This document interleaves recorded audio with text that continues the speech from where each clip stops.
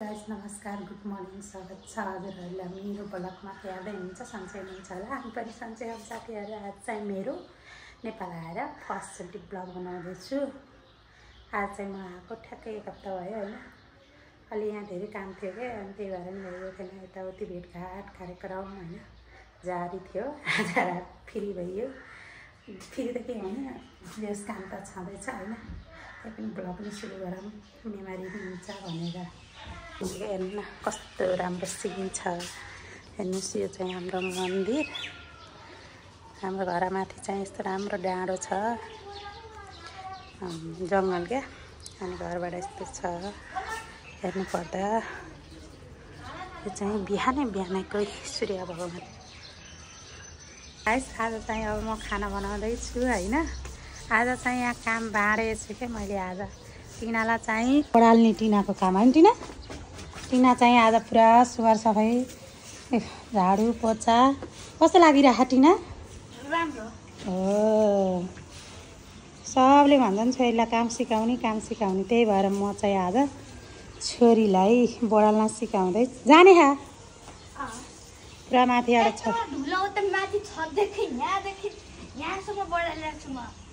त्यही त हाम्रो घरदेखि माथिको हेर्नु न कति राम्रो भ्यू छ। पुरा जङ्गलै जङ्गल डाँडा छ।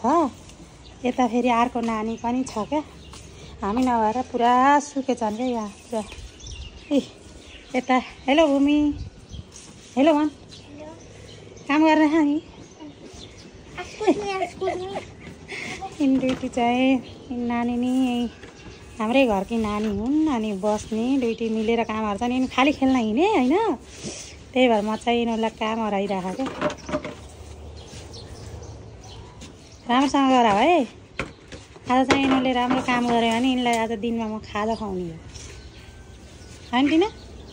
है बमी हस् भन चिच्चा। कस्तो राम्रो देखिरहेको छ हाम्रो डाँडाकाँडा पुरा उलाएर क्या हुसुलाएर खासै देखेको पनि छैन। यो घर हाम्रो घर अगाडि हेर्नुहोस्। टिना अलि राम्रोबाट हाल है फोहोरभरि टिपेर फाल। छोरीले काम गर्न थाल्यो अब मलाई सुखाउने भयो। गाइस हेर्नुहोस् कस्तो राम्रो भ्युज देखिरहेको छ। म चाहिँ क्याप्चर गरिहालौँ भनेर होइन। यस्तो दामी देखिरह। यो चाहिँ मेरो घरमाथिको जङ्गल। म चाहिँ नआएर बसिसकेछु। हेर्नुहोस् पानी चाहिँ चिसो छ काठमाडौँको होइन। यो चाहिँ पानी तातै पानीमा हो। ड्युटीमा आएको अब चाहिँ घाम ताप्नु पऱ्यो एकैछिन। घाम नि यही सिँढीमा ताप्ने क्या धेर टाढो जानु हुँदैन।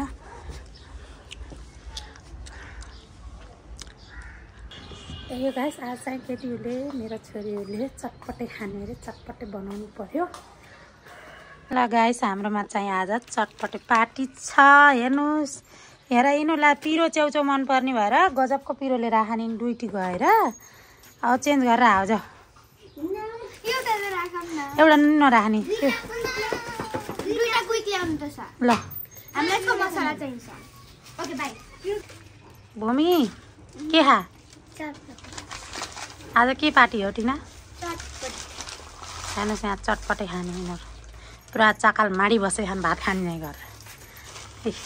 यहाँ आलु पाक्दैछ हाम्रो अरू सब रेडी भइसक्यो। अब भुजा र आलु आउन बाँकी छ।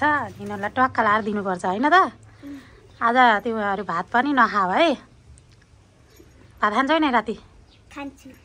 नखाऊ भयो यही चटपटे खाने आज। राति त अब फेरि बनाइदिनुहुन्छ? राति किन यत्रो खाइसकेछु नि। त्यसो त म त भात खान्छु।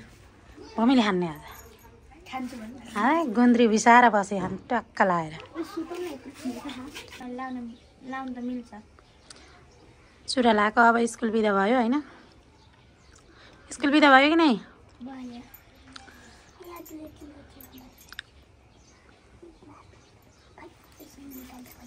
लगा अहिले सबै फुट्छ फेरि। साबुन लाउनु है चटपटे बनाउँदैछु। चप्पल भन्न आएर मलाई खुसी गरेर केटीहरू दिदीहरू हाँस्नु भयो होइन। आज चाहिँ मैले चटपटे बनाउँदैछु। यस्तो खतरा मिठो अब खाना आउन होला भन्ने यो भ्याइन्छ होइन।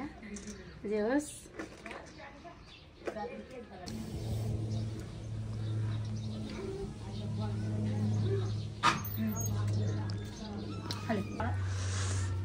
हाम्रो चटपटे लखाओ कस्तो छ? ओए फोनवाली कस्तो छ चटपटे? मिठो दिदी मिठो भयो नि यार। मिठो चटपटे हो मि मिठो। म त यहाँ बाटैमा लिएर बसेको छु।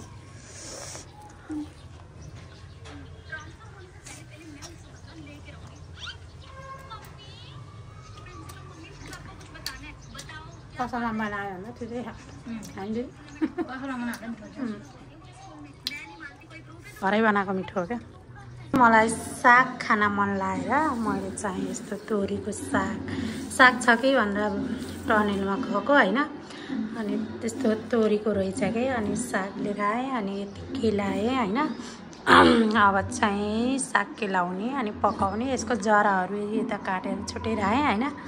अब चाहिँ म साग पकाउँछु साथीहरू। आज चाहिँ टक्क लाएर साग खाने म चाहिँ यति मिस गरेको थिएँ कि यो सागलाई चाहिँ यति सम्झेको थिएँ दुवै छाँदा नि होइन। दुवै छाँदा नि होइन। सागलाई चाहिँ यति सम्झेको थिएँ यति खान मन लाग्थ्यो होइन। रायोको साग भयो यहाँको चाहिँ के पाउन त उहाँ नि पाउँछ होइन। यहाँको त्यो सस्तो हुँदैन नि त। त्यही भएर लिन गएको हाल रायोको सागमा चाहिँ दबाई राख्नु भएको रहेछ उहाँहरूले। अनि तोरीको रहेछ आज चाहिँ तोरीको लिएर अब यति दिनमा गएर फेरि रायोको साग लिएर आउँछु। मलाई चाहिँ कति खान मन लाग्यो। यो चाहिँ अँधेरो हुन लागेको अवस्था हेर्नुहोस्। हाम्रो घर माथिबाट चाहिँ पुरा बाटो छ कि त्यो जङ्गल छ नि। हेर्नु थुप्रै बाटो हो कि यस्तो खतरा देखिन्छ है। रातिमा त गाडीहरू हुन्छ होइन हिँड्नुहुन्छ।